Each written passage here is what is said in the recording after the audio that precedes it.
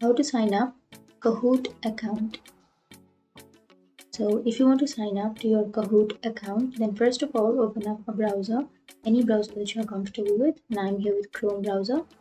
Simply go for the search bar and search for Kahoot, and here you will have the kahoot.com on the first search. Click on that, and then you can go for sign up, which is on the upper right. And now to sign up, you can simply choose any account type and then enter your date of birth and then click on continue. And here you have to create a username and then click on continue.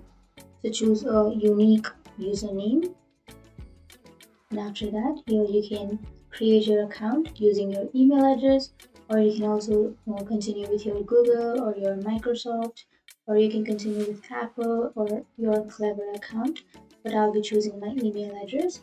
And then you can simply enter your password, or you can create your password. And after entering your password, now you can simply click on sign up. And that's it. That's how you sign up to your Kahoot account. And if you have any questions, feel free to comment below. Thanks for watching.